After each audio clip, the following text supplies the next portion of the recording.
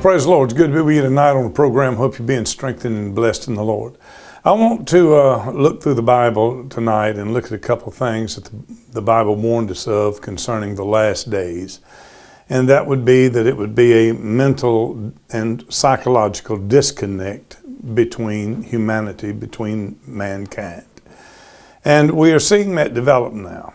And I want you to understand the basic principles of it. Once again, going back to one of these very basic principles that I have repeated 1,000,000 times. And I do so because it is important enough to continue to repeat it. And that is what the human soul consists of. Because whatever you are going to be, no matter who you are, young, old, no matter who you are, doctors, Skid Row bum, no matter who you are or what you are going to be is going to be determined by your soul. And of course, the spiritual warfare of which we are all involved in pertains primarily to who owns the soul. Because whoever owns the soul is going to own the human being. And so soul possession becomes the number one goal in this warfare. The human soul is made up of the mind, the will, the intellect, the emotions. Those are the four components that make up the human soul, the soul, period. Even animals possesses souls. An animal has a mind. An animal possesses a will. An animal possesses intellect, intelligence. And an animal has emotions. Everybody knows that. Those are the four components of the human soul. Now, the mind is the major component of the human soul. So what you are going to become, who you are, or what you're going to be transformed into, is going to be because of the soul. You're transformed into a completely different human being than you ever was. People who loved you and knew you, they don't even know you anymore. And it's because you got on the crack. You got on the heroin. You got on the other drugs. That did what? Altered and transformed your soul. The addiction took control of and stole your will, one of the four components. The stealing of the will then takes the mind, and you become nothing but a zombie that is connected now to this thing that controls you. You are no longer you. You are no longer in control. You have lost your will. It has taken your mind. Your emotions now are shattered and broken. You go through any phase of life, you're either going to get better or you're going to get worse. And what's going to make you better is you're going to get a better mind. You're going to get better control of your emotions. You're going to become intellectual pertaining to true light or true knowledge. You're going to control your will. That's always going to make you a better person, a stronger person. When you start losing control of any of those four components, you're being transformed into something else. We're going to see an anti-Christ, someone who is completely against everything Christ stands for, but our brain is going to accept this anti-Christ as Christ. We're going to accept death as life, life as death. Good, we're going to accept as bad. Bad, we're going to accept as good. It's what the Bible said. Woe be unto them who call good evil. Put light for darkness, darkness for light. It's a mindset, and something takes control of it. Either the principles of this world, principalities of this world, governed by Satan himself, of whom the Bible clearly states at this present hour, Satan is the god of this present world. We must be transformed from it, out of it, to receive the mind of Christ. Or are you going to receive the mind of the world? And if you receive the mind of the world, it is going to steal the human soul. The mind, the will, the intellect, the emotions is going to steal it and turn you into something, well, Satan wants you to be. Now the Bible tells us of this mindset. It tells us in Matthew chapter 24 as it speaks of the last days. 24:12. Because iniquity shall abound, the love of many shall wax cold. True love is God, for the Bible clearly states, God is love.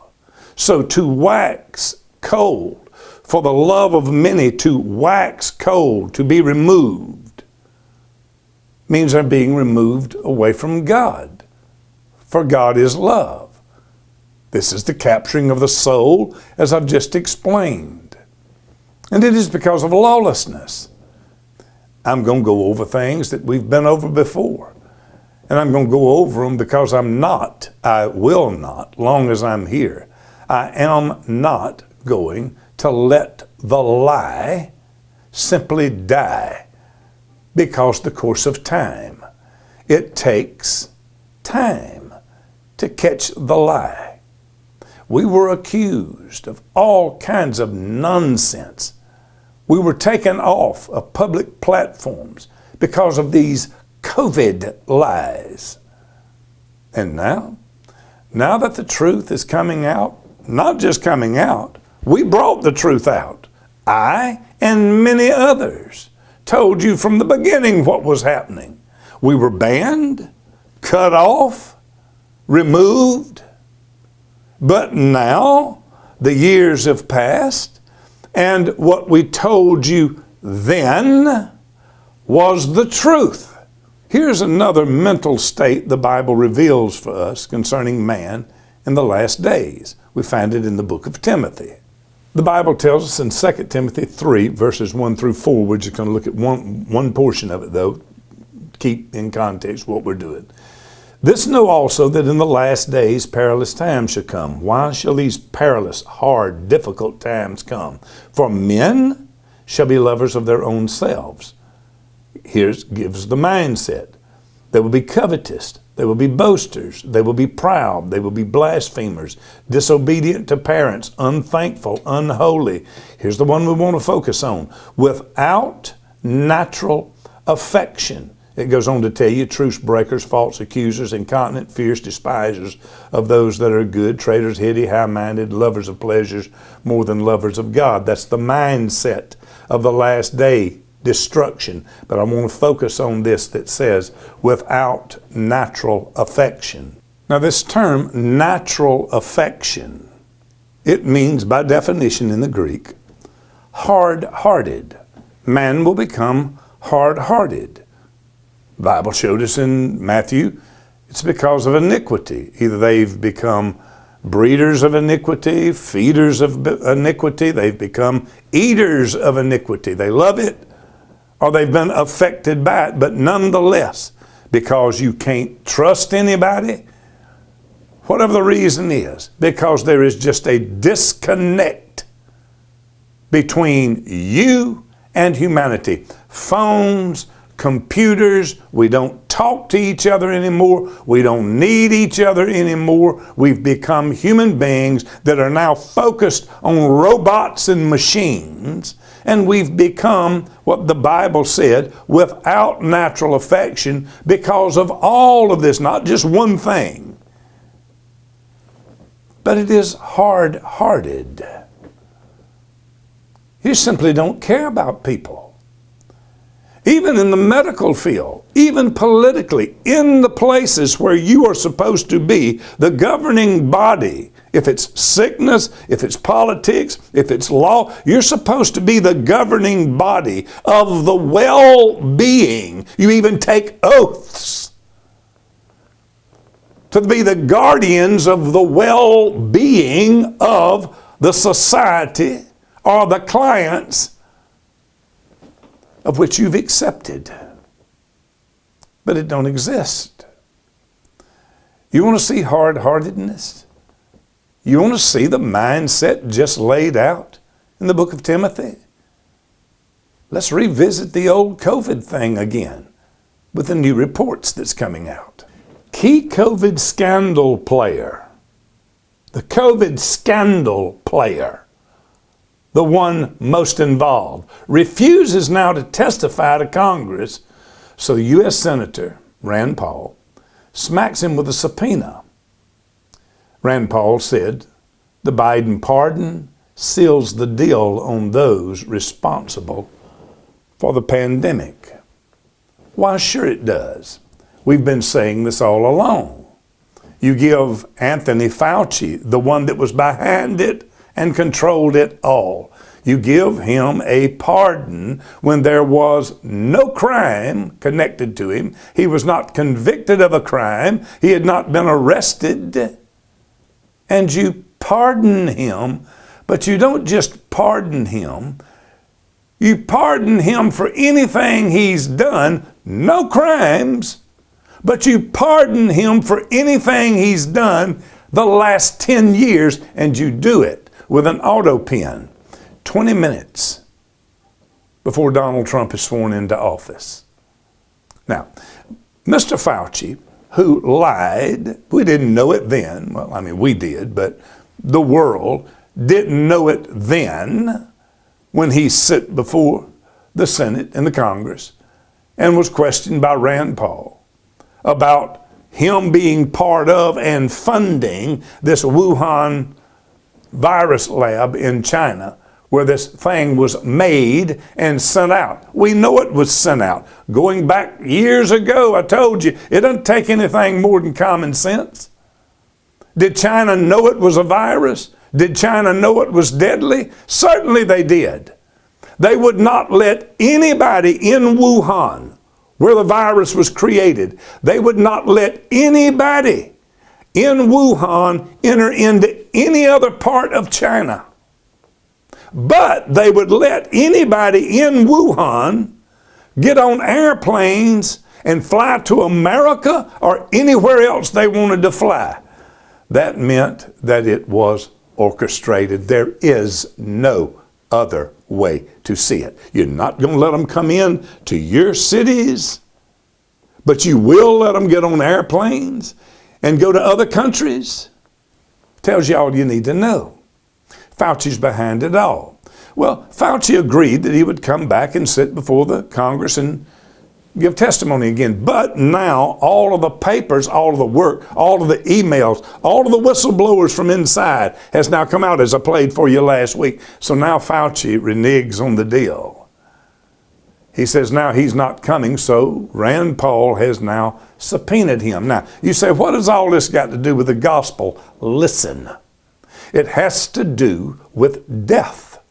It has to do with murder. I cannot present this and not present the actions, the actors, the names, who they are, where they came from. I can't help it if they're connected to what you call politics. We're talking about death, killing, murder by the millions. I think, if I'm not mistaken, that is a biblical issue. And the purpose of it, very clearly, is it for some of the blind or near blind? My gracious God, I hope that you see now who was right and who you can trust in the future. Because you cannot let these people, these soulless demons, who will kill millions of people and did, and sit there with smiles and smirks on their face. Nonetheless, he's subpoenaed. And there's a whole lot more that goes into it. The possibilities of him, even with this pardon, being tried by states, that can still happen. But the pardon is fixing to be questioned because an auto pen pardoned the man. Not Joe Biden, not a president, not a man who even had the common sense to even sit down and write a piece of paper out. An auto pen did it, 20 minutes before the next president was sworn in. Let's go on. This article reveals new things that's come out. This article is called The Rise of Turbo, Fast-Moving Cancers and Strategies for Prevention. What are these turbo cancers? Let's look. Since the widespread rollout of the COVID-19 mRNA, all this stuff in these shots, vaccines, we have seen an alarming rise in cancer diagnosis. This is even more particularly pronounced among younger individuals who are getting diagnosed with aggressive cancers at a concerning rate. All of a sudden, young people, well, you saw it early on. Remember back early in the COVID, the forced vaccinations? Remember the football players? These young, perfectly healthy football players that was just all of a sudden after the shot killing over with strokes and heart attacks? Well, the lights was flashing then. But when this emotional component of your soul gets stole, which all of this was, in fact, a testing ground for these brute beasts, to see what it would take to get you to bend your knee, to do whatever they told you to do, to run around with a mask on your face when wasn't nobody in your car but you, a blue mask, that the pores in the blue mask was 40 times larger than the virus. They knew that. It done nothing to stop a virus. The virus was 40 times smaller than the pores in those blue masks that you just run around wearing. It was a testing ground. What can we do and how far can we go and how far do we have to push this deal to make people completely submit themselves? They don't leave their houses. They don't go eat. They go get whatever we tell them to inject in their bodies. That was one of the main reasons for this COVID mess. The other was to lock everybody down so they could secure an election and make sure a man didn't get voted back in to office. It's just clear now. Now these young people dying with these turbo cancers all of a sudden, strangely enough, they're the ones who got the shots. How much evidence does it take? Then we run back into the ivermectin debate. Listen to this. The report analyzed 197 cancer patients, 197 people with cancer was involved in this, who were prescribed ivermectin and mebendazole off-label. Participants receiving compounded oral capsules containing 25 milligrams of ivermectin and 250 milligrams of mebendazole. After 6 months, participants reported, after 6 months of taking this, participants reported an 84% clinical benefit ratio. 84% of them was doing better with their cancer, with 48% of this 197 participants reporting regression or no evidence of cancer at all. It was either being reduced or the cancer was gone in 48% of them, while 36% reported disease stability. It didn't grow anymore. Only 15% of the participants reported a disease progression. Now, all of this is information showing you that it is very, very likely that ivermectin helps or even cures cancer, especially a particular kind. Maybe with brain cancer, it's a little bit of a different story because ivermectin don't cross the blood-brain barrier. But still and yet, you see the statistics, and they're all over the board. They're everywhere to be seen. You may remember 2 or 3 weeks back, I showed you what had now come out, that the CIA in the 1950s hid a report that ivermectin and other particular drugs was likely to stop, cure, or completely stall cancer. And the CIA in the 1950s up till now hid those reports. You say, why would they do that? Pharmaceuticals, brothers and sisters. These people are making $200 billion a year off of cancer. These are people whose soul is possessed by wealth and money, and they do not care about human life. Wax cold, just like the Bible said, without natural affection. Money first. The love of money is the root of all evil. You're not going to turn, if you in the business, you're not going to turn a $200 billion a year income treating cancer for some small pill that may cost $1.50 that can heal it. I'm not saying it does. I'm not saying it don't. I'm just showing you reports of what these shots did, stats that cannot be denied, and showing you the reports and the statistics on what ivermectin and other drugs also has done to stop, delay, or completely remove cancer that they hid from you. This is a mindset.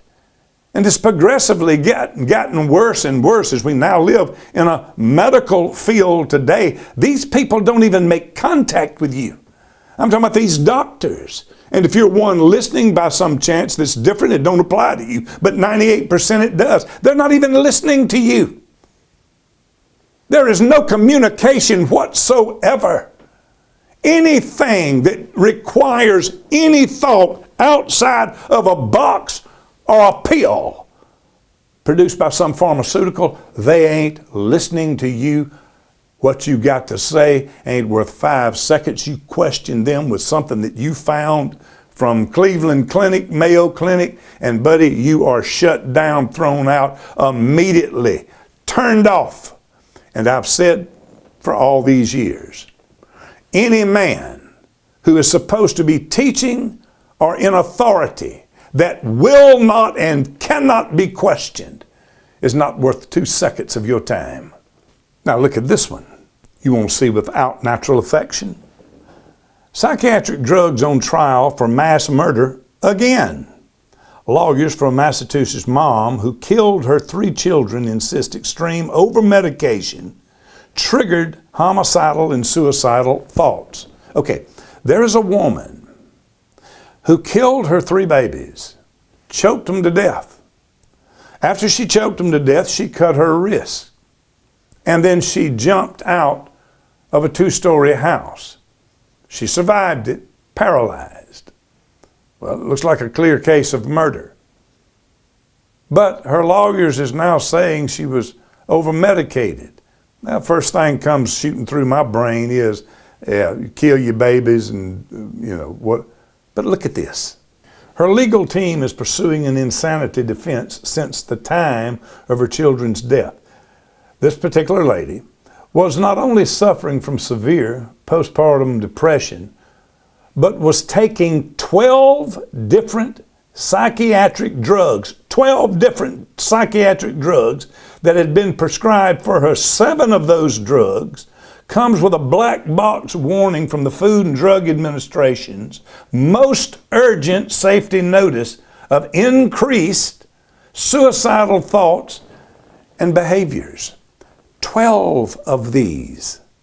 She walks in and the doctor gives her another one. She walks in and the doctor gives her another one. Now, once you take them all, they're combining together. 12 of them.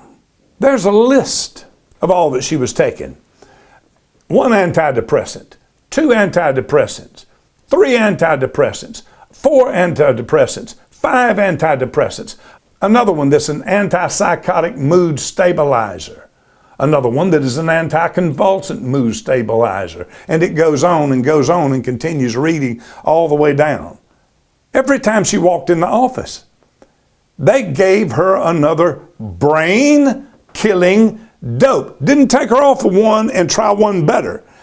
Just kept feeding it over and over until her lawyers said the woman became a zombie. The woman, you know what she became? She became a lost soul. What I said from the beginning. Transformed. These drugs warned by God's word, Revelation 9, that they would not repent of their sorceries. The last 5 times the word sorcery is used in the Bible, it comes from the Greek word pharmakia. pharmaceuticals, where we get the name pharmaceuticals. A woman walks in, they don't try her on a higher dose of what she's on. They don't try her on a new medication and take her off the old one. They put her on 12 meds, every one of them basically are medications that increase suicidal tendencies or killing.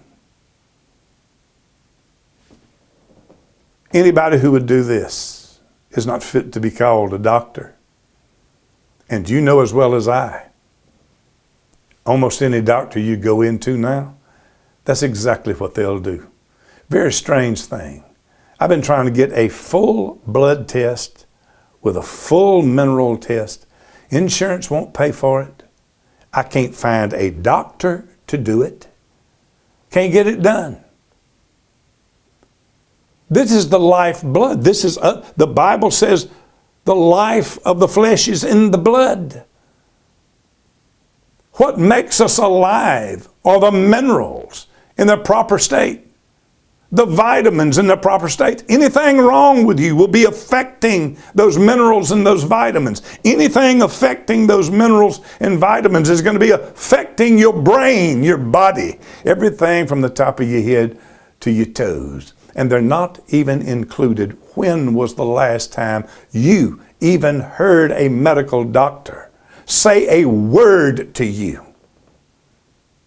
about a vitamin or a mineral or a vitamin or a mineral test?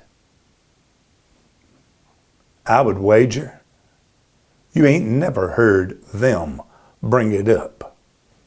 You're dealing with a disconnect of humanity, my brothers and sisters. This is what the Bible warned us of. Without natural affection and the love of many, it don't even exist.